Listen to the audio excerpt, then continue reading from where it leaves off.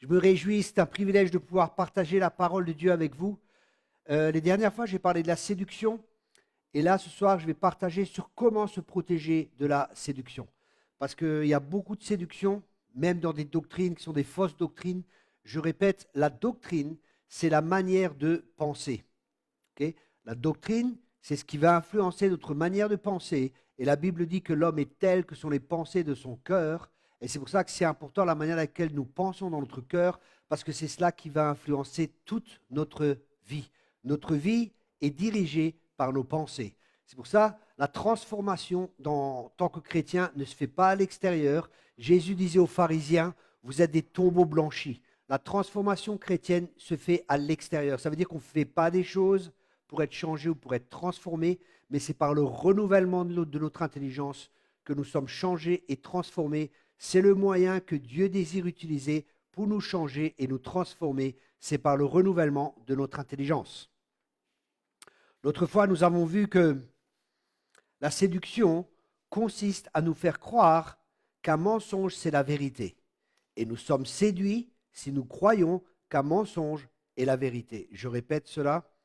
La séduction consiste à nous faire croire qu'un mensonge est la vérité et nous sommes séduits si nous croyons un mensonge et nous croyons que ce mensonge, c'est la vérité.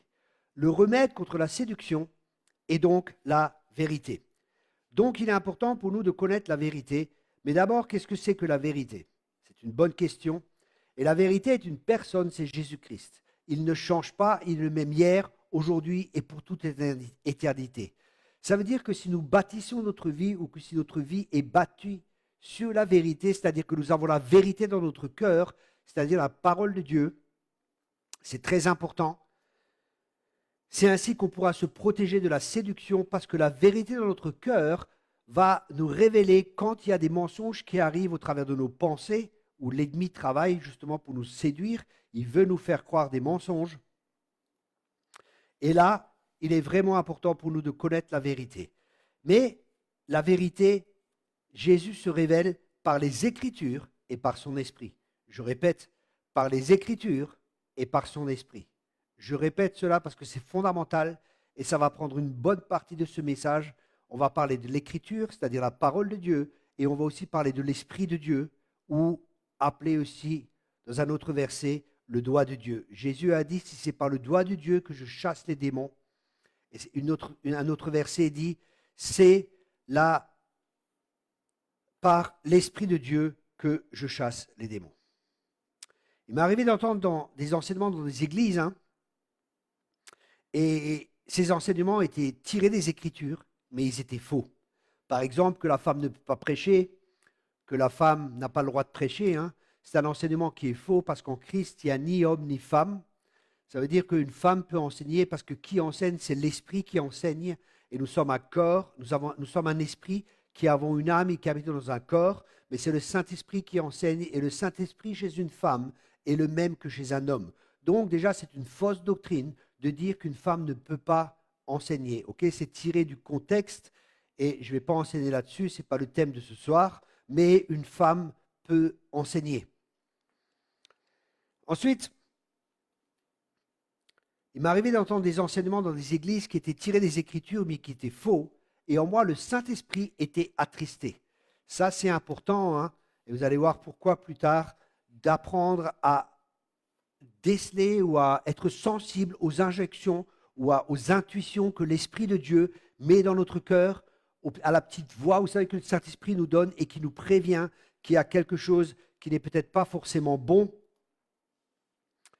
Donc, c'est vraiment important. Et à l'inverse, j'ai entendu également des prophéties que je ne pouvais pas accepter car elles étaient contraires aux Écritures. Donc, nous voyons, il y a des enseignements qui peuvent être tirés des Écritures, mais qui sont faux. Et on peut voir qu'il y a des prophéties qui peuvent être données et qui sont fausses parce qu'elles ne sont pas en accord avec les Écritures. Donc, nous avons besoin de la parole et de l'esprit. Parce qu'on peut être séduit dans les deux cas. Il peut y avoir des enseignements légalistes, il peut y avoir des enseignements qui viennent de l'intellect, mais c'est par l'Esprit de Dieu qu'on connaît les choses de Dieu. Ce n'est pas à travers une sagesse humaine qu'on peut expliquer la parole de Dieu, parce que toute l'Écriture a été inspirée de Dieu. C'est-à-dire que c'est l'Esprit de Dieu lui-même qui a inspiré des personnes qui ont écrit les Écritures. Donc, pour comprendre les Écritures, nous avons besoin du Saint-Esprit. Comme nous marchons sous deux pieds pour être en équilibre, nous avons besoin de la parole de Dieu et de l'Esprit pour être des chrétiens équilibrés. Dieu désire que nous soyons des chrétiens et que nous soyons équilibrés. 2 Timothée 3, verset 16. Deuxième épître de Timothée, chapitre 3, au verset 16, nous dit « Car toute l'écriture est inspirée de Dieu et utile pour enseigner, pour réfuter, pour redresser et apprendre à mener une vie conforme à la volonté de Dieu. » Alors, enseigner, réfuter, redresser et apprendre à mener une vie conforme à la parole de Dieu. Donc, l'écriture, elle a des objectifs et elle a des buts. Et c'est pour pouvoir mener une vie conforme à la parole de Dieu ou à la volonté de Dieu, c'est-à-dire être agréable à Dieu. Et pour ça, la parole, elle nous redresse, elle nous enseigne, elle nous réfute, elle fait tomber les fausses doctrines, fait tomber les raisonnements, les hauteurs, tout ce qui s'élève contre la connaissance de Dieu. Elle nous révèle des mensonges que nous croyons quand nous lisons les Écritures, parce que l'Écriture est la vérité. C'est comme un miroir qui est là, et il nous montre notre être intérieur, il nous montre les mensonges qui sont à l'intérieur de nous. Et là, nous avons un choix. Nous pouvons soit nous aligner avec la parole de Dieu, c'est-à-dire qu'il faut d'abord se dévêtir du vieil homme, accepter la parole de Dieu, y ajouter foi et se revêtir de l'homme nouveau, Christ. Donc on a vu que ce texte de 2 Timothée 3,16 révèle qu'un des objectifs de la parole de Dieu est de nous apprendre à mener une vie conforme à la volonté de Dieu. Cela signifie que la parole, avec l'esprit, nous enseigne à connaître sa volonté afin de pouvoir la vivre. Nous ne pouvons pas vivre la volonté de Dieu ou nous ne pouvons pas suivre la volonté de Dieu si nous ne connaissons pas cette dernière. C'est pour ça que l'apôtre Paul disait « Ne soyez pas sans intelligence, ne connaissant pas la volonté de Dieu ». Et la bonne nouvelle, c'est que Dieu est un Dieu qui se révèle et Dieu veut se révéler au travers de sa parole et au travers de son esprit.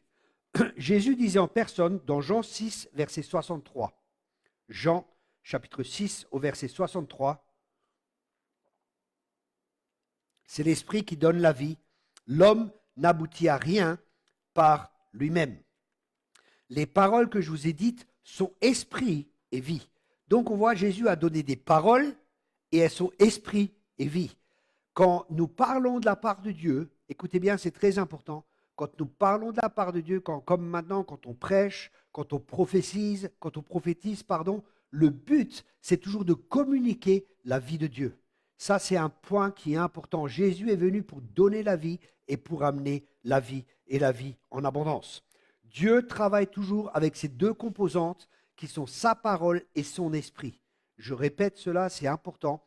Dieu travaille toujours avec deux composantes, sa parole et son esprit. Et c'est ce que nous allons voir dans Genèse, chapitre 1, au verset 2. Genèse, chapitre 1, verset 2.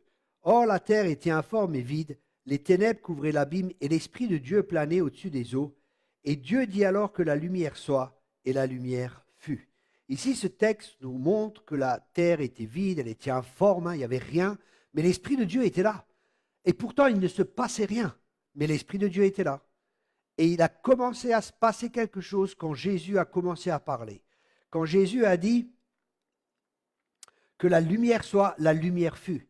Quand la parole est prononcée, l'Esprit de Dieu vient, et si c'est la parole de Dieu qui est prononcée, l'Esprit de Dieu vient et il broute sur cette parole comme une poule, elle est sur un œuf, elle pond cet œuf et après elle est dessus jusqu'à ce qu'il y ait une éclosion qui se fasse, jusqu'à ce que la vie se fasse. Et c'est ce que le mot hébreu signifie quand l'Esprit planait, il était sûr, il était là, l'Esprit de Dieu planait, l'Esprit de Dieu était là et c'est à ce moment-là que quelque chose s'est produit et que les choses que Dieu a appelées qui ne sont pas sont venues. L'Esprit de Dieu était présent, rappelez-vous, mais il n'y avait aucun changement jusqu'à ce que la parole de Dieu soit proclamée. L'association de la parole de Dieu et de l'Esprit de Dieu amène la vie, le changement, l'ordre que Dieu désire. Ok ? Et ça, ce n'est pas un chaos, parce que Dieu est un Dieu d'ordre. Dieu n'est pas un Dieu de chaos, mais Dieu est un Dieu d'ordre. Et c'est ce que Dieu veut dans notre vie. Il veut qu'il y ait de l'ordre dans notre vie et c'est pour ça qu'il envoie sa parole avec son esprit pour que son ordre divin vienne en nous. Et cet ordre divin, c'est Christ en nous, l'espérance de la gloire. Ça, c'est tellement important pour nous de comprendre ça. Maintenant, on va voir que certaines personnes se réfugient dans la parole car elles ont peur du surnaturel.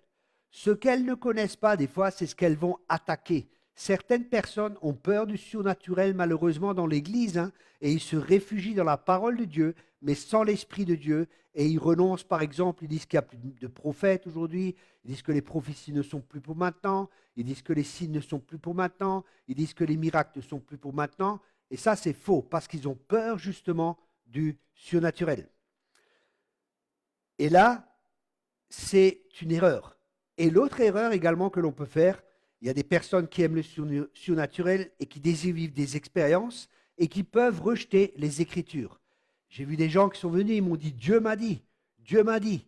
Mais parce que ce qu'ils disaient ne correspondait pas avec la parole de Dieu, ils disaient « L'Esprit de Dieu m'a dit et Dieu m'a dit ». Je dis « Je regrette, Dieu ne peut pas contredire sa parole ». Si ce que les gens disent ne correspond pas à la parole de Dieu, nous devons rejeter ce qu'ils disent parce que la parole de Dieu est la plus haute autorité. C'est notre autorité en tant que chrétien. C'est à travers la parole qu'on arrive à discerner, c'est à travers la parole qu'on arrive à voir, c'est à travers la parole et l'Esprit de Dieu que nous exerçons nos sens spirituels. Comme je l'ai déjà dit, en septembre, je vais commencer une école prophétique et une école de combat spirituel où nous aurons des lives. Et là, vous pouvez vous inscrire pour suivre les lives que nous aurons à ce moment-là. Et nous irons vraiment dans le prophétique et j'enseignerai des bases du prophétique parce que je vais commencer avec les bases. Et les bases, c'est très important. La réussite est toujours basée sur les fondements. Okay? Une réussite dans la vie d'une personne est toujours basée sur les fondements. Et les fondements doivent être répétés, répétés et répétés. Les fondements sont tellement importants parce que les fondements, ce sont les fondations. Et quand nous venons à Christ, contrairement au monde, quand nous construisons une maison, on commence par les fondations. Mais quand on vient à Christ, les personnes n'ont aucune fondation. Et là, nous devons poser des fondements, poser des fondations, comme disait l'apôtre Paul, construire comme un sage architecte. Et construire quoi? Construire une personne, c'est-à-dire Jésus-Christ. Que Jésus-Christ prenne de plus en plus de place dans la vie des personnes. Comme l'apôtre Paul disait, comme une mère, elle était là en train d'enfanter, comme un père, il a enfanté Christ dans la vie des gens. Et ça, c'est le but de l'enseignement, c'est que Christ soit formé en vous. Ok? Ça, c'est vraiment des fondements et des bases, mais qui sont tellement, tellement, tellement importantes et qui, malheureusement, ne sont pas toujours enseignées. Mais le rôle du ministère, c'est que Christ grandisse dans la vie des gens, c'est d'équiper les gens afin que les gens puissent faire le travail et équiper les gens, savoir qui ils sont en Christ et qui est Christ en eux et apprendre aux gens à demeurer en Christ. C'est très important. Les fondations sont tellement, tellement importantes et très malheureusement, beaucoup de chrétiens ne sont pas fondés dans les Écritures et c'est pour ça que nous voyons tellement de doctrines dans nos églises et des doctrines qui sont malheureusement contraires aux Écritures, des fausses doctrines et c'est pour ça que les fondements doivent être posés pour pouvoir reconnaître, pour pouvoir discerner, pour pouvoir voir les fausses doctrines. Les deux attitudes sont fausses, ceux qui se réfugient uniquement dans la parole et ceux qui se réfugient uniquement dans l'esprit, parce que les deux sont Dieu et les deux travaillent et collaborent étroitement ensemble. Vous voyez, il y a un verset qui dit dans Matthieu 11, verset 29, Matthieu chapitre 11, verset 29, « Prenez sur vous mon joug et laissez-moi vous instruire, car je suis doux et humble de cœur, et vous trouverez le repos pour vous-même. » Je répète, « Prenez sur vous mon joug et laissez-moi vous instruire, car je suis doux et humble de cœur, et vous trouverez le repos pour vous-même. » Ici, nous voyons plusieurs choses.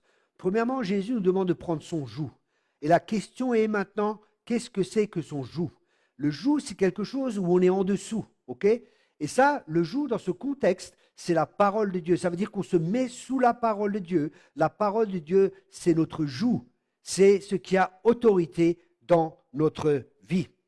Prendre son joug, c'est donc prendre sa parole, son enseignement, laissez-vous instruire par son esprit. Et pourquoi? Pour être comme lui, doux et humble de cœur. Donc Jésus veut nous enseigner à travers sa parole, qui est son joug. Il veut nous instruire, hein, c'est lui-même qui nous instruit, pour être comme lui, doux et humble de cœur. Et là, on trouvera du repos dans notre cœur, on trouvera du repos en nous-mêmes.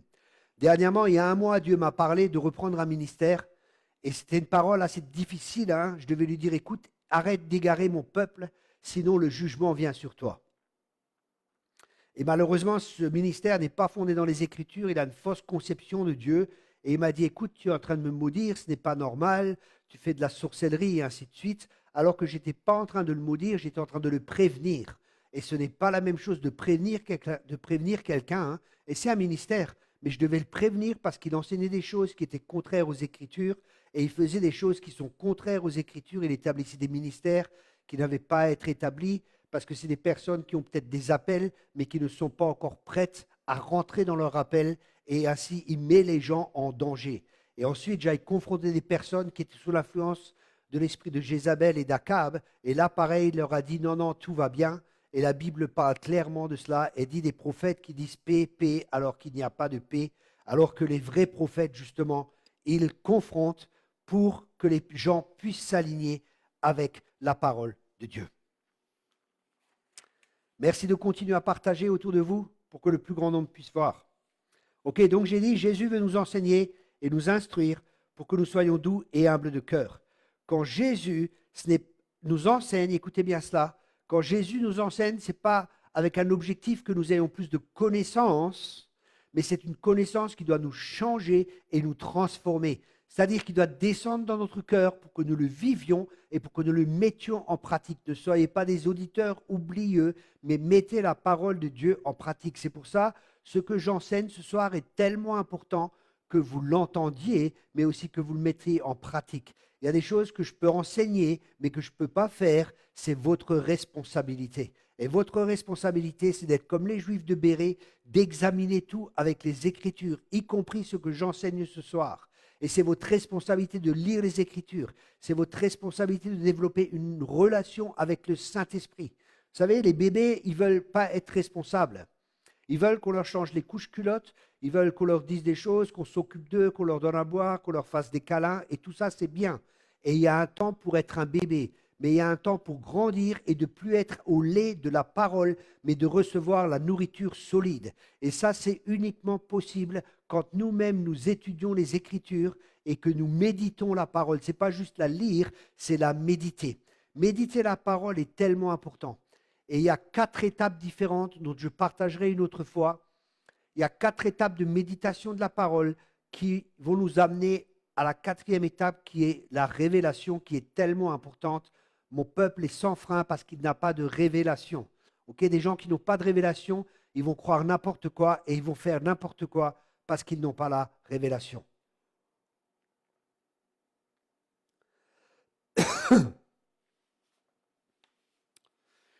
Jésus a dit qu'il est doux et humble de cœur.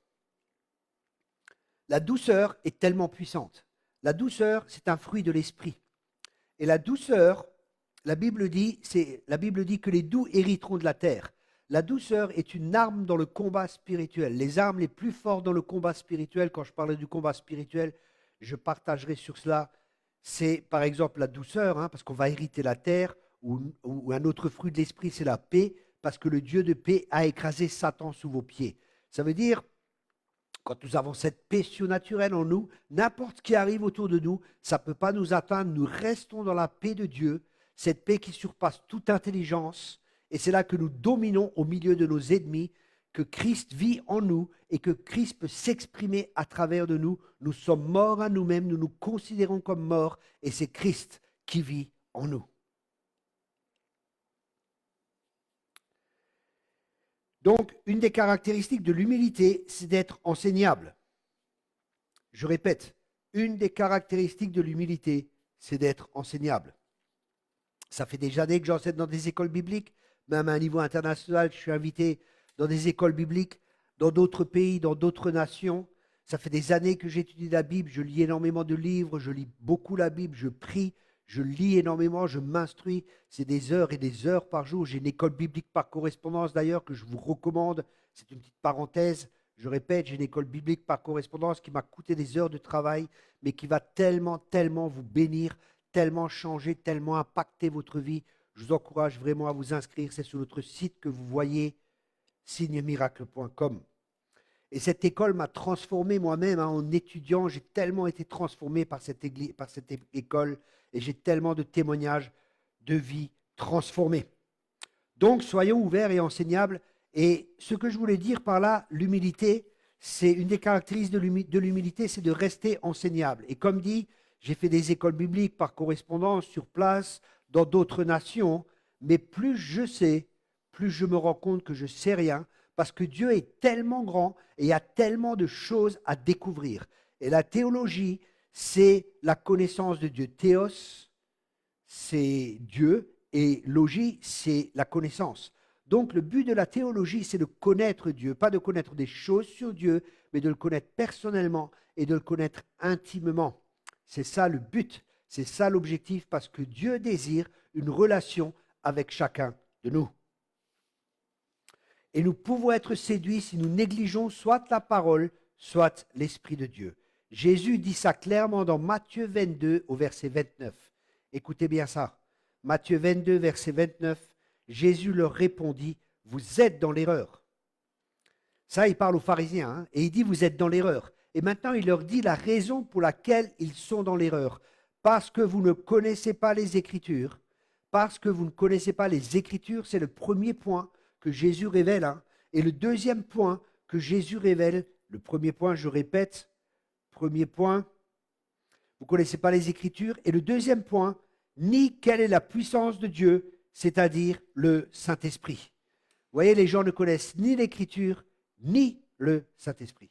Si nous séparons l'Esprit de la parole, ou si nous séparons la parole de l'Esprit, nous sommes ouverts à la séduction. Et rappelez-vous, je vous ai dit que je voyais dans l'Esprit qu'une séduction venait et qu'elle serait de plus en plus grande, et c'est ce qui se passe déjà. Hein. Il y a des séductions dans l'Église. Il y a par exemple, Dieu ne juge plus aujourd'hui, et ainsi de suite, et ainsi de suite. Il y a il y a une grâce, tu peux vivre comme tu veux, qui est une fausse grâce. De toute façon, tu seras sauvé, même quand tu vis dans le péché consciemment. Maintenant, je ne dis pas des personnes qui n'arrivent pas à lutter parce qu'elles n'ont pas encore appris et à vaincre le péché, parce qu'elles n'ont pas encore appris les bases et les fondements, parce qu'elles ne sont pas éduquées. Je ne parle pas de ceux-là qui pêchent, mais qui sont attristés, qui se repentent et qui repêchent. Je ne parle pas de ces gens-là, je parle de gens qui ont la connaissance et qui pêchent volontairement et qui vivent volontairement dans le péché et qui ne vivent pas une vie de sanctification, car sans la sanctification, nul ne verra le Seigneur. Ces gens-là sont perdus. Dieu les prévient, il les prévient, mais le péché endurcit le cœur. Je répète cela, le péché endurcit le cœur, le Saint-Esprit nous parle, mais au bout d'un moment, notre cœur peut être tellement endurci et notre conscience peut être cautérisée que nous ne réagissons plus à ce que l'Esprit de Dieu fait, ou veut nous faire, ou nous conduire dans la repentance. L'Écriture et l'Esprit Saint unis manifestent la puissance de Dieu. Paul nous rappelle cela, du mariage des deux.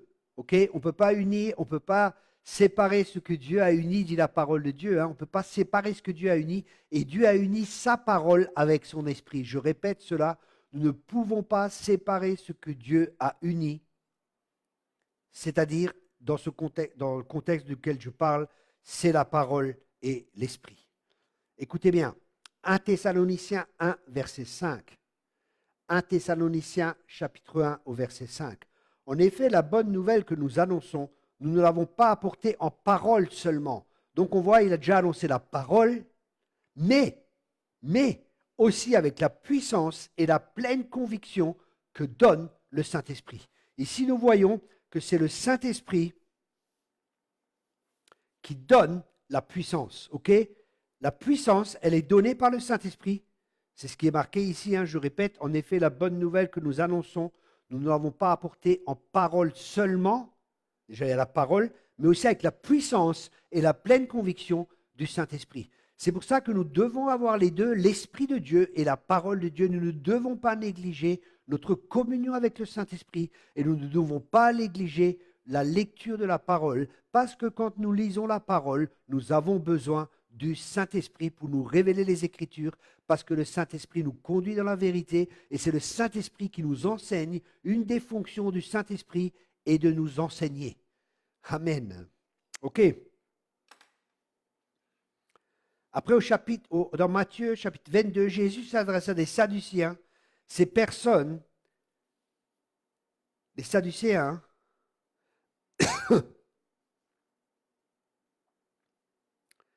les Sadducéens, ces personnes représentées aujourd'hui dans un milieu chrétien, une personne ayant un master en théologie, et ce qui n'est pas forcément mauvais, mais je parle juste de l'éducation, parce que des gens peuvent être très éduqués, avoir fait beaucoup d'écoles bibliques qui ne sont pas pragmatiques. C'est pour ça que notre école biblique, elle est pragmatique, c'est-à-dire elle va vous amener à vivre les choses de Dieu, à mettre en pratique, pas à être juste des auditeurs oublieux. Parce qu'il y a des personnes, ils font des écoles bibliques, mais ils ont juste enseigné, ils connaissent beaucoup de choses, mais ils n'ont pas de possibilité pour pouvoir mettre en pratique. Cette école n'est pas pragmatique, c'est-à-dire il n'y a pas de possibilité de la mettre en pratique dans la vie de tous les jours. Alors qu'un enseignement doit pouvoir être mis en pratique quotidiennement et dans la vie de tous les jours. Et là, Jésus dit aux pharisiens, vous ne connaissez pas les Écritures, et le mot connaître est ginosko. Ginosko, qui est souvent utilisé pour ce qui a été révélé. Ça veut dire que ces personnes n'ont pas de révélation. Elles étudient la parole de Dieu, elles lisent la parole de Dieu, mais sans révélation. Et sans révélation, la parole de Dieu, on va l'interpréter humainement, ou je ne sais pas comment on va l'interpréter, même démoniquement, parce qu'il y a des esprits séducteurs qui enseignent des fausses doctrines. Et sans le Saint-Esprit, on est vulnérable et nous ne pourrons pas avancer. Et Jésus nous donne un exemple dans Jean 14, verset 26. Jean 14, verset 26. Mais le défenseur, le Saint-Esprit que le Père enverra en mon nom, vous enseignera toutes choses et vous rappellera tout ce que je vous ai dit moi-même. Une des caractéristiques du Saint-Esprit, c'est de nous rappeler la parole de Dieu. Mais pour qu'il puisse nous rappeler la parole de Dieu, il faut que nous connaissions la parole de Dieu. Parce que s'il nous rappelle quelque chose, et si nous ne connaissons pas la parole de Dieu, on peut se dire, mais ça, ce n'est pas la parole de Dieu, ce n'est pas le Saint-Esprit qui nous parle. C'est pour ça qu'il est tellement, tellement important de connaître la parole de Dieu. Vous savez, quand Josué devait s'emparer du pays, et c'est ainsi pour nous, nous avons tout reçu pleinement en Christ, et pourtant, une partie des chrétiens ne vivent pas la plénitude que Dieu a prévue pour nous. Et la question est pourquoi, si Dieu nous a tout donné, pourquoi nous ne vivons pas dans l'abondance que Dieu a prévue pour nous? Et je crois que la clé se trouve dans le verset de Josué 1, verset 8. Josué 1, verset 8.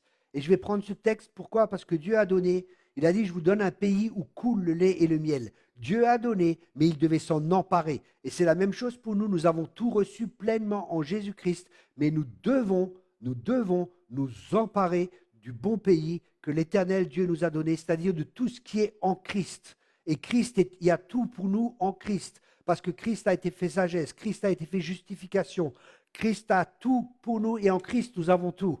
Amen. C'est pour ça que c'est tellement important de connaître Christ et d'avoir des bons enseignements, parce que l'onction de l'enseignement va briser le joug de l'ignorance et mon peuple périt à cause de l'ignorance. Vous comprenez, c'est tellement important cela. Vraiment, j'insiste sur cela. Et soit de répéter sans cesse les paroles de ce livre de la loi, méditez jour et nuit, afin d'y obéir. Donc il dit, répétez les paroles, et c'est méditer, c'est murmurer les paroles devant soi, c'est une forme de méditation, nous en verrons d'autres plus tard. Médite le jour et nuit, c'est-à-dire à y réfléchir, à y penser, parce qu'on pense tout le temps, et dans la journée on peut penser à la parole de Dieu, on peut méditer à cette parole de Dieu. C'est comme une vache qui rumine quelque chose, elle l'engloutit, elle déglutit, ça revient, et on pense à cela, parce que toute la journée on pense, mais la question est à quoi pensons-nous?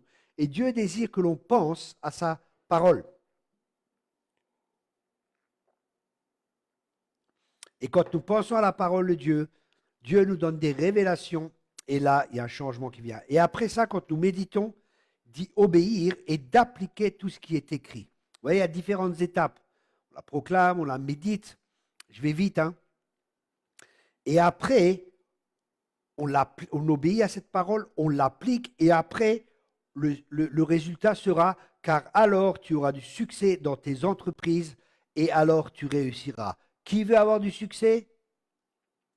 Je pense que tout le monde va avoir du succès, hein. Voilà, la clé du succès, c'est la méditation de la parole de Dieu avec la mise en pratique. C'est la méditation avec l'obéissance et la mise en pratique de cette dernière qui amènera du succès dans toutes nos entreprises. Dieu veut que tu réussisses dans tout. Dieu veut que tu prospères à tous égards, mais pour que cela puisse se faire, il est nécessaire, il est important que ce livre de la loi ne s'éloigne point de ta bouche, médite-le jour et nuit, afin de réussir dans tout ce que tu entreprends. C'est tellement, tellement important pour nous, la parole de Dieu. Le Saint-Esprit prend ce qui est en moi. Par exemple, lorsque je prophétise, hein, bien souvent quand je prophétise sur les gens, qu'est-ce que je prophétise?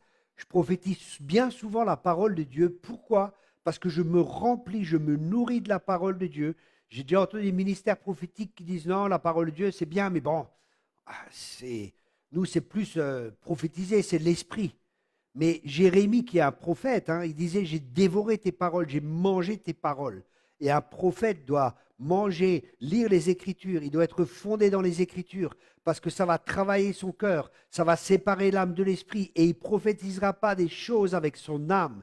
Et justement, le ministère que je parlais, que j'ai dû reprendre, son problème, c'est que c'est un ministère qui vit beaucoup avec son âme et son âme l'influence parce que son âme n'est pas séparée de son esprit. Et ça veut dire qu'il va prendre des choses, oui, mais c'est l'amour, frère. On ne peut pas reprendre, on ne peut pas corriger comme ça parce que c'est l'amour, vous voyez, et tout ça, c'est l'âme. Okay, c'est pour ça que c'est tellement important que notre âme soit séparée de l'esprit et le seul moyen par lequel cela peut se faire, c'est à travers l'épée de l'esprit qui sépare jointure et moelle, qui sépare l'âme de l'esprit. C'est pour ça que la parole de Dieu est tellement importante. Nous sommes le peuple de la parole, bien-aimé.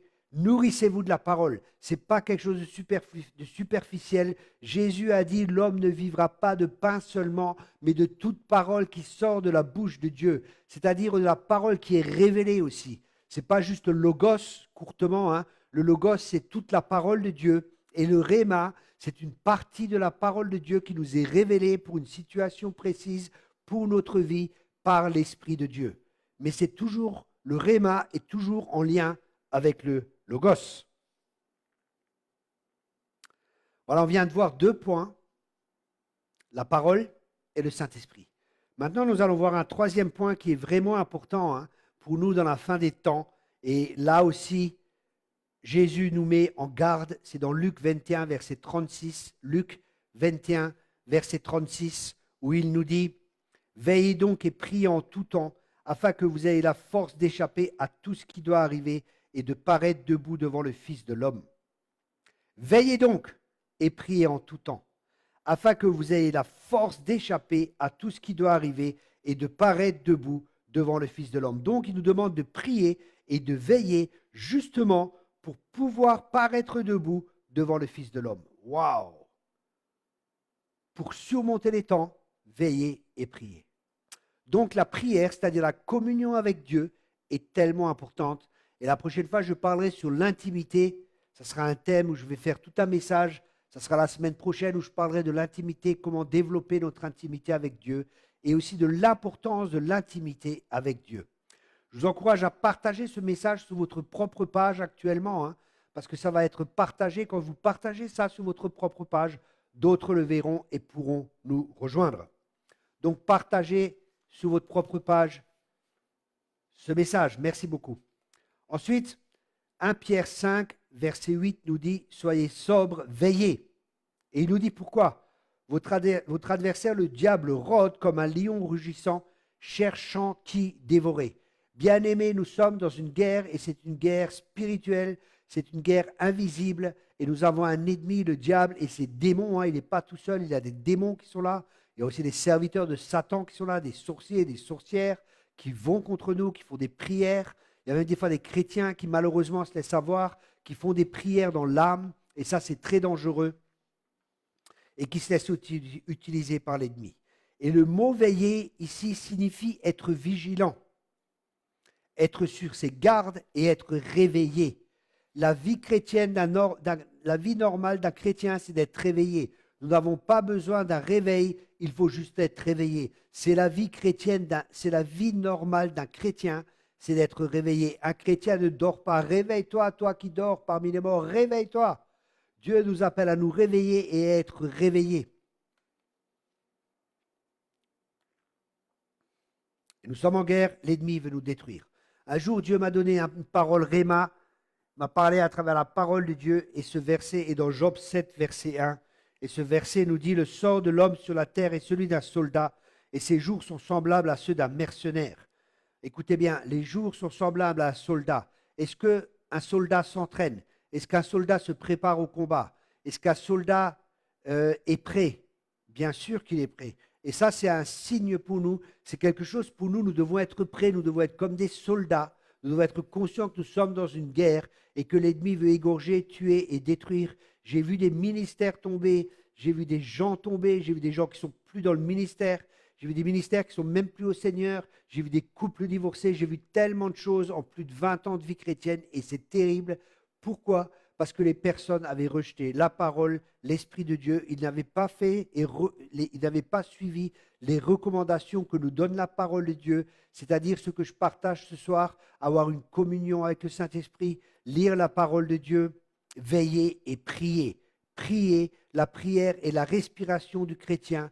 Dieu veut qu'on prie parce qu'il veut être en communion avec nous et parce qu'il veut répondre à nos prières. La prière, c'est avant toute chose une communion avec Dieu. OK. Une autre nécessité pour nous garder de la séduction, hein, ça c'est vraiment un thème qui est vraiment important et que Dieu me travaille depuis des années, c'est de faire des disciples. Allez de par toutes les nations et faites des disciples. Qu'est-ce que c'est qu'un disciple et comment est-ce qu'on fait des disciples? Un disciple, c'est avant tout mes disciples ou les gens que je forme, ce pas les miens, c'est les disciples de Jésus, mais les gens en qui j'investis ma vie, c'est-à-dire les disciples que je forme, c'est les disciples de Jésus, ce pas les miens. Hein.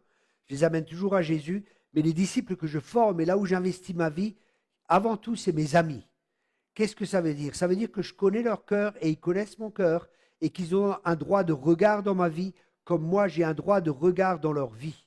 Et ça, c'est vraiment important. Et ils peuvent me reprendre et je les remercie s'ils me corrigent et s'ils me reprennent parce que chacun de nous, on a des zones d'ombre dans notre vie. Je répète cela. Chacun de nous a des zones d'ombre dans nos vies. Si par exemple, je suis mal coiffé, je n'ai pas de miroir devant moi, il y a quelqu'un qui va me dire, écoute, tu es mal coiffé, coiffe-toi correctement, ou je ne vois pas, par exemple, que ma chemise est dehors, derrière moi, parce que je ne vois pas derrière. Hein. Un frère va me dire, écoute frère, ta chemise derrière, elle sort, remets-la à l'endroit. Donc on a besoin les uns des autres. Ça aussi, c'est de nouveau lié à l'humilité, c'est lié à la confiance. On ne va pas ouvrir son cœur à tout le monde, hein, et on ne laisse pas tout le monde parler dans notre vie. Bien sûr, mais c'est pour ça qu'il faut des amis. Et que dit la Bible sur cela? Dans Proverbe 27, verset 6, Proverbe 27, verset 6 nous dit « Les reproches d'un ami prouvent sa loyauté, les baisers d'un ennemi sont de trop. » Une autre traduction dit « Les blessures faites par un ami sont fidèles. » Waouh! Donc des fois, ouais, ça peut nous blesser quand on nous dit quelque chose. Et je sais qu'il y a des gens qui regardent ici, hein, que j'ai blessé, mais ils ont accepté la correction, ils ont arrêté, ils ont accepté cela. Et aujourd'hui, ils ont grandi, ils ont été libérés de la séduction parce qu'ils vivaient dans une séduction. Et il y a des personnes ici qui sont témoins, qui regardent actuellement. Hein, et ils étaient séduits, ils vivaient sous une séduction. Je leur ai dit la vérité, ça les a peut-être blessés, mais c'est une blessure qui est pour leur bien, pour être dégagés de la séduction. Et aujourd'hui, gloire à Dieu, ce sont des amis et ils ont accepté cette correction. Ils avaient quelque chose de très important que nous allons voir plus tard. Et là, j'ai deux questions à vous poser. À qui sommes-nous redevables? Qui parle dans ma vie? Et je ne parle pas de certains enseignements où le pasteur est là-haut, où les ministères sont là-haut et les gens sont en dessous. Non, non, on est tous égaux. Hein. Il n'y a pas de plus, il n'y a pas de moins. Hein. Moi, si c'est une personne qui est une brebis dans une église qui n'est pas un ministère, ou quelqu'un qui travaille avec moi, hein, même sans être un ministère, si Dieu lui parle, j'accepte la correction. Ce n'est pas parce que ce n'est pas un apôtre, un prophète ou je ne sais pas quoi. Si cette personne dit la vérité par l'Esprit de Dieu, j'accepte et je me soumets à la vérité. Ça, c'est très, très important. Et là, nous venons au prochain et au dernier point que je vais partager avec vous, que nous trouvons dans 2 Thessaloniciens 2, verset 9. 2 Thessaloniciens, chapitre 2, verset 9. L'apparition de cet homme se fera grâce à la puissance de Satan, avec toutes sortes d'actes extraordinaires, de miracles et de prodiges trompeurs. Il usera de toutes les formes du mal pour tromper ceux qui se perdent, parce qu'ils sont restés fermés à l'amour de la vérité qui aurait pu les sauver. Ici, vous voyez, le problème, c'est qu'ils n'ont pas eu l'amour de la vérité. Et nous devons aimer la vérité, parce que la vérité, c'est une personne, c'est Jésus. Si nous aimons Jésus, nous aimons la vérité. C'est tellement important. Mais je ne parle pas que de la vérité de la parole. C'est la vérité aussi quand quelqu'un vient et qu'il nous reprend, qu'il nous corrige, qu'il nous dit quelque chose qui est vrai, qui est en accord avec les Écritures, qui nous dit la vérité. Par exemple, il y a 2 personnes qui vivent ensemble, qui ne sont pas mariées, un homme et une femme. Hein. Ce n'est pas normal parce que ça donne un mauvais... Oui, mais nous ne couchons pas ensemble. Non, non, ce n'est pas normal de vivre ensemble si vous n'êtes pas mariés parce que vous donnez un témoignage à l'extérieur qui est contre la parole de Dieu et qui n'est pas en accord avec les Écritures. Et ce n'est pas juste de vivre ainsi. Séparez-vous et après mariez-vous et vivez ensemble. Par exemple, mais ces gens, ils ne vont pas accepter. Ils vont dire, non, non, mais nous, on ne couche pas ensemble, il n'y a rien. Non, mais quel témoignage donnez-vous à l'extérieur? Ça, c'est la question. Vous voyez? Et ça, c'est les gens, ils vont pas avoir l'amour de la vérité. Et au bout d'un moment, ne me dites pas qu'un homme et une femme qui s'aiment et qui vivent ensemble sous un même toit, ils vont pas un jour plonger dans le lit. Par hasard, ils vont être dans le lit. Non, mais je suis un homme. J'ai une belle femme avec moi. Je tiens peut-être un moment, mais si elle dort à mes côtés, au bout d'un moment, ben, on va passer à l'acte. Et ça, c'est pour ça, ne tentez pas le diable et croyez pas que vous êtes fort, que celui qui est debout, ne croit pas qu'il ne va pas tomber. Moi, je connais mes faiblesses. Je ne vais jamais aller avec une femme seule.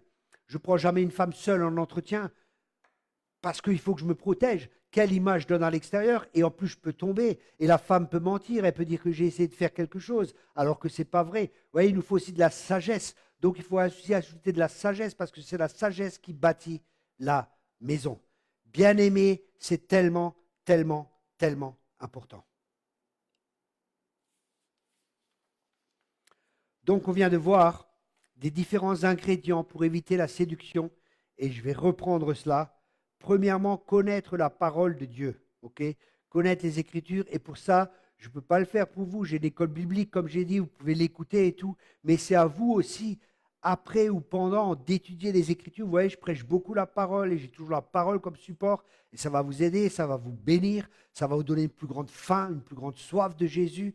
Mais en même temps, vous avez votre part à faire, votre communion personnelle avec Dieu est tellement importante. Et ça, c'est le deuxième point, c'est avoir une relation avec le Saint-Esprit. Et cette relation, c'est H24. Ce n'est pas juste à un moment, c'est tout le temps avoir cette relation avec le Saint-Esprit.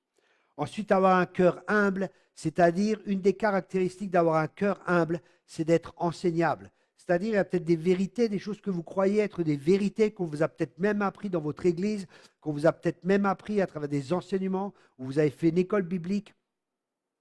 Et peut-être ces enseignements étaient faux, hein, parce que des personnes peuvent enseigner. Je peux me tromper, je suis qu'un homme. Un enseignant peut se tromper, on n'est que des hommes. Et c'est à vous, je le répète, d'être comme les Juifs de Bérée et d'examiner toutes choses avec les Écritures. C'est pour ça, même l'enseignement de ce soir, vérifiez-le avec les Écritures. Ensuite, le quatrième point, c'est veiller. Veiller et prier.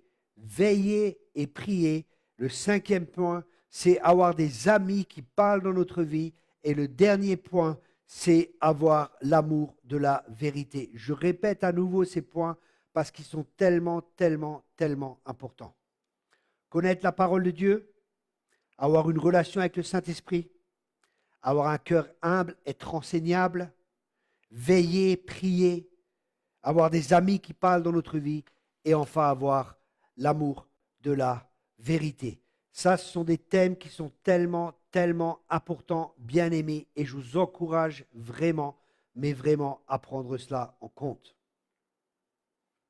Maintenant, si des personnes sont intéressées, là, vous voyez, on a un PayPal. Si vous êtes intéressé pour soutenir le ministère, ce n'est vraiment pas une obligation, hein. Sentez-vous libre si le Seigneur vous met à cœur, si l'Esprit de Dieu vous met à cœur de nous soutenir et d'investir dans notre ministère. Vous voyez, je suis un ministère, j'exerce un ministère de la parole, mais un ministère qui est vraiment une bénédiction pour beaucoup. Et vous pouvez soutenir notre ministère, ça veut dire que vous aurez part aux fruits du ministère. Soutenez-nous aussi par la prière. Là, dernièrement, quand j'avais confronté ce ministère pendant toute une nuit, j'ai pas prié, j'ai prié toute la nuit en langue. Mon âme était tellement attaquée parce qu'il parlait, je pense, il critiquait. Il y avait un tel combat spirituel qui était là. Et j'ai prié toute la nuit. Donc j'ai vraiment besoin de prière parce que je suis vraiment au front. Je confronte des fausses doctrines, je confronte des choses, je confronte les faux prophètes, les faux ministères. Et c'est vraiment un combat. Et croyez-moi, ce n'est pas toujours facile. Mais Dieu est avec moi. Dieu a endurci mon front et met sa parole dans ma bouche. Mais l'apôtre Paul avait besoin de prière et j'ai besoin de prière. Et également, si vous voulez nous soutenir financièrement, vous pouvez le faire avec le PayPal qui apparaît en dessous. En tout cas, je vous remercie beaucoup d'avoir participé. Je vous remercie plusieurs, vous êtes fidèles. Et le cri, la prière du fond de mon cœur, bien-aimé, c'est vraiment que ces messages portent du fruit. C'est que Christ grandisse en vous, c'est que vos vies soient changées, c'est que vos vies soient transformées, c'est que vous soyez des témoins autour de vous, mais pas juste des témoins avec des paroles, mais que votre vie témoigne et que votre vie témoigne plus que vos paroles, que les gens voient Christ en vous, l'espérance de la gloire. Ça, c'est vraiment le but, c'est vraiment l'objectif, c'est que Christ soit formé en chacun de vous.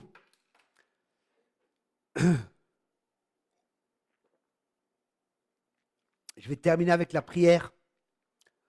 Je vais vous bénir encore. Parce que c'est mon cœur. C'est de bénir les gens. Je te remercie, Père. Je te remercie, Père, pour ta grâce et je te remercie pour ta bonté. Je te remercie pour ton amour aussi, Père. Je te remercie pour chaque personne. Et je te remercie, Seigneur, s'il y a des gens qui sont séduits, que tout esprit de séduction, que tout esprit de confusion quitte les gens aussi. Et que vraiment, Seigneur, ta parole qui a été prêchée ce soir, et que je vais continuer à prêcher, tout ce qui est prêché, que vraiment ta parole vienne comme une épée pour séparer l'âme de l'esprit, pour séparer, Seigneur, ce qui doit être séparé, que l'ivraie soit séparé, et que le bon grain puisse rester, Seigneur, que les bonnes choses puissent rester dans le cœur des gens. Et je prie, Esprit de Dieu, de faire pleuvoir dans le nom de Jésus, qu'il pleuve sur les semences qui ont été semées ce soir, dans le cœur de tous ces bien-aimés, et qu'il y ait du fruit, qu'il y ait beaucoup de fruits, Père, et que ton nom soit glorifié, car à toi seul, Seigneur, nous donnons toute la gloire. Merci que ta grâce, que ta bonté, et que la communion du Saint-Esprit soit avec chacun. Merci de créer une faim et une soif, parce que c'est toi qui crées le vouloir et le faire, que chaque auditeur ait faim et soif de toi, de te connaître davantage, Seigneur. Je prie, Père, que chacun désire te connaître encore plus, toi, le seul vrai Dieu, et qu'il y ait une intimité profonde, qu'une intimité soit libérée dans la vie de chacun, qu'il y ait une faim de ta parole, une soif de ta parole, et qu'un esprit de révélation aussi soit libéré ce soir sur chaque personne, que les yeux du cœur soient ouverts et que les oreilles du cœur, que l'homme spirituel soit ouvert, qu'il puisse entendre et qu'il puisse voir et qu'il puisse goûter combien tu es bon, Père, ce soir. Dans le nom puissant de Jésus, on te donne toute la gloire pour tout ce que tu fais au nom de Jésus. Je vois une personne ici à ce niveau-là de la tête. Je ne sais pas, vous avez des douleurs, c'est juste au-dessus de l'oreille. C'est une personne qui a des douleurs. Je prie maintenant que vous soyez guéris au nom de Jésus. S'il y a une oppression qui est là, que cela vous quitte dans le nom puissant de Jésus.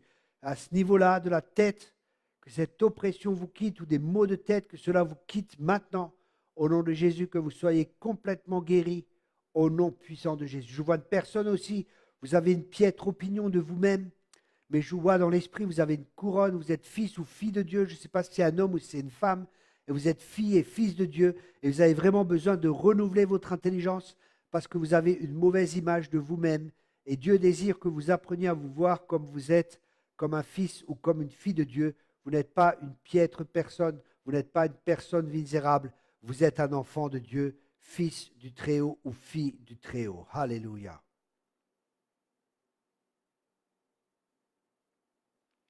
Je prie encore un moment pour voir. C'est vous, Maryse, voilà, soyez guéris au nom de Jésus, au nom de Jésus. Alléluia. Korabashika rabasaka. O torre korababa shikarababa saka. Nomozodoraba kiribidia rakero bosokorababa shaka.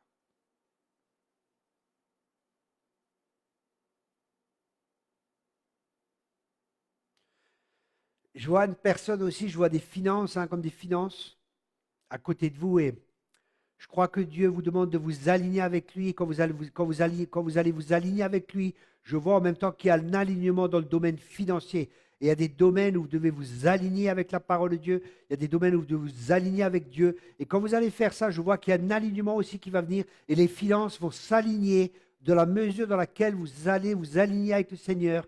Les finances vont venir parce qu'il ne manque aucun bien à ceux qui craignent le Seigneur. Je répète, il ne manque aucun bien à ceux qui craignent le Seigneur. Dieu attend de vous un alignement dans votre vie avec lui et les finances vont suivre, les finances vont s'aligner dans la mesure où vous allez vous aligner avec lui, car il ne manque aucun bien à ceux qui craignent Dieu. Alléluia.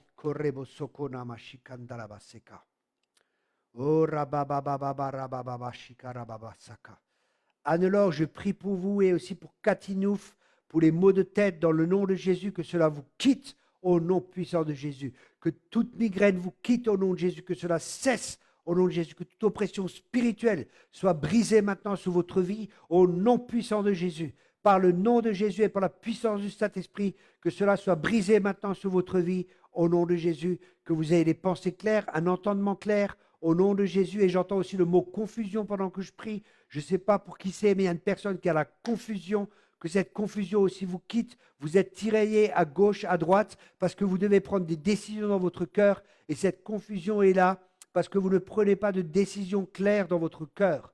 Et pour ça, il y a une confusion. Vous aussi, alignez-vous et prenez des décisions en rapport avec la parole de Dieu. Et vous allez voir que cette confusion va vous quitter et vous allez voir clairement. Vous allez voir, je vois dans mon esprit un chemin devant vous et vous allez reconnaître le chemin parce que vous allez entendre derrière vous une voix qui va vous dire c'est ici le chemin et le Seigneur va vous conduire comme un berger conduit. Mais c'est un temps d'alignement, c'est un temps de renoncement à certaines choses que vous permettez dans votre vie et que vous connaissez très bien et que le Seigneur n'est pas d'accord pour une personne, notamment c'est la colère. Vous êtes souvent en colère, vous mettez en colère et Dieu veut que vous régliez ça avec vous. Demandez et vous recevrez. Dieu veut vous guérir de cela, il veut vous libérer de la colère. Oh rabasika ramandero bosoko rabakaba sheka baba shaka. Alléluia. Korababa rababa shika rabasaka. Alléluia. Priez en langue avec moi, que plusieurs prient aussi. Vous êtes là, peut-être vous êtes juste spectateur, mais priez aussi, priez, priez. On va prier un peu ensemble. Oh rabasaka rababa shaka. Alléluia. Priez en langue. Korababa sakaramande. Oh rombosokore korababa rabakere bebe shika. Alléluia, je proclame la clarté dans les pensées, dans la vie d'une personne, que vous pensiez clair. Alléluia. Dieu n'est pas un Dieu de confusion, mais Dieu est un Dieu d'ordre. Oh, rabasika rebosoko rabashika. Nondoremo zogodoraki rabalachekerebelebe. Je vois aussi à des personnes, vous avez reçu des faux enseignements, que cela soit brisé sur votre vie dans le nom de Jésus. Tout faux joug, qui n'est pas le joug de Jésus, des faux enseignements que vous avez reçus, des fausses doctrines, que cela soit brisé sur votre vie, que l'esprit de révélation vienne et qui vous révèle les fausses doctrines au nom de Jésus, pour que vous puissiez vous en débarrasser et recevoir la vérité qui a la capacité de vous affranchir et de vous rendre libre. Aramba sekereboro shokorababa shikarababa sheko. Nombozodo rabamamamama sheke. O rabasekarababa shikaramande. Nondo robosoto ramakereberigeberia rakarabakeno mosoto. Genomolo si dia la bacalaba shikarababa saka. Rokoramandegere begeria rakarabagarababa saka. Il y a une personne, je pense que vous avez un abcès qui vous dérange énormément. Soyez guéris dans le nom de Jésus. Une personne a un abcès, soyez guéris dans le nom de Jésus. Soyez guéris. Écrivez si ça vous concerne. Vous pouvez écrire cela. Ça vous concerne avec l'abcès ou les finances. Écrivez cela. Écrivez. Et j'espère que la semaine prochaine, vous allez pouvoir témoigner de ce que Dieu a fait dans votre vie parce qu'il nous aime. Il veut nous guérir, il veut nous restaurer, il veut nous rétablir. Mais il pourra uniquement le faire si nous nous repentons et si nous nous alignons avec lui. Dieu ne désire pas juger, Dieu désire exercer la miséricorde, mais pour ça, nous devons nous repentir. Sans repentance, il n'y aura pas de changement, il n'y aura pas de transformation. C'est tellement important, mes bien-aimés. Voilà, vous avez un abcès qui vous dérange. Je pense, oui, Jean-Luc écrit cela. Soyez guéris dans le nom de Jésus-Christ. Je vais encore prier un peu avec vous, les amis. Priez, priez. Oh, Rabasaka, Rabashaka, Rababasaka. Alléluia. Prions un temps pour l'Église aussi, pour le corps de Christ, que le Seigneur révèle. Parce qu'une partie du jugement, c'est de révéler les choses qui sont cachées, c'est de révéler les fausses doctrines. Prions pour l'Église, pour que Dieu révèle les choses qui asservissent le peuple de Dieu. Oh, Rambaseka, Rabababashika, Rabasaka. Alléluia, nous prions pour ton Église, Seigneur. Et nous prions que les fausses doctrines soient mises à la lumière, que là où il y a du contrôle, que là où il y a de la manipulation, que les choses soient mises à la lumière, que le peuple de Dieu puisse être libéré, que le peuple de Dieu qui est emprisonné dans Babylone, là où il y a Babylone, il y a de la confusion, là où il y a des mensonges, là où il y a de la séduction, là où tes brebis sont égarées, là où on profite de tes brebis, Seigneur, je prie, Père, que toutes les choses soient mises à la lumière. Je prie, Père, que les choses soient mises à la lumière, que partout il y a un aveuglement, que ce soit enlevé, et que la lumière vienne, que la vérité vienne dans ton Église, afin que ton peuple puisse être libéré, que ton peuple sorte de l'esclavage et entre dans la liberté des enfants de Dieu. Partout il y a des jougs qui sont mis sur les gens, partout il y a des fausses doctrines, des faux enseignements, il y a de la manipulation, du contrôle. Je prie vraiment, Père, que tu étendes ta main et que ces choses soient révélées, qu'un esprit de repentance vienne. Alléluia. Qu'un esprit de repentance vienne pour que les gens puissent être libérés et marcher dans la liberté glorieuse des enfants de Dieu. Amen et Amen. Alléluia. O rabasika rabashaka rabasekerebelu. Numbozodo rabakita rabakero bosoko rababashika. Ita rabababa rabababa shaka babasaka. Oh, rabababa, rababasaka. Alléluia. Jésus veut reprendre son église. C'est lui le Seigneur de l'église. Et c'est lui qui veut bâtir son église. Il appelle à reprendre son église. Il veut reprendre son église parce que c'est lui qui va la bâtir et sera une église forte, sera une église victorieuse. Et le Seigneur bâtira cette église et les portes de l'enfer ne prévaudront pas contre elle. Ce n'est pas une église qui est faite de main d'homme. C'est une église qui est bâtie par le Seigneur lui-même. Alléluia. Voilà, bien-aimés. Merci beaucoup à tous. Soyez tous abondamment bénis. Que la grâce, que la paix, que la joie du Saint-Esprit, que l'esprit de révélation soit le lot de chacun. Que tout cela, que l'Esprit de Dieu repose sur vos vies et que vous puissiez prospérer à tous égards. Je vous bénis avec ces paroles. Alléluia. Alléluia. Shembalabala sakarabashaka. Oh rabasika ramamamashika rabababasaka. Keno morabababababababababashaka. Keno mosoko rababababababasaka. Alléluia. Kombo reko rabababasaka rabababashaka.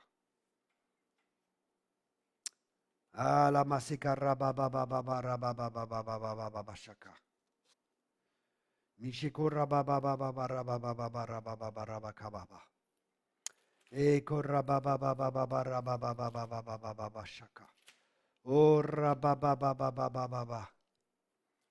Keno mosoko rabababababababababashaka.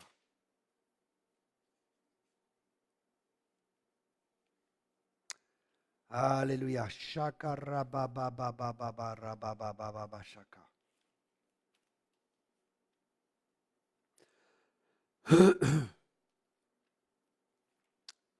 Oh rabasika rababababababababababababababashaka.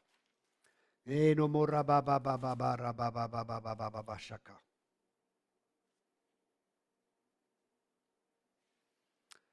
Oh rabababababababababababababababashaka. Alléluia.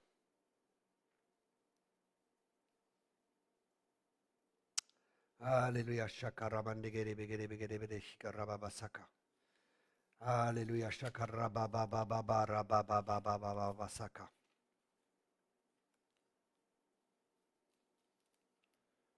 Oh, robogorabarabaragarabaragarabaragarabaragarabaragarabarashika.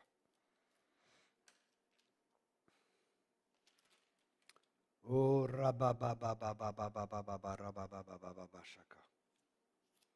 Oh, korebosokorabababababababashaka. Alléluia. Alléluia. Alléluia. Shakarabasaka. Alléluia. Je ne reçois plus rien, les amis. J'ai prié, mais je ne reçois plus rien. Merci à tous. Soyez tous bénis.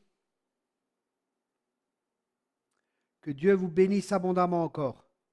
Merci d'avoir participé. Merci de partager la vidéo. Soyez tous abondamment bénis. Merci à tous. Au revoir.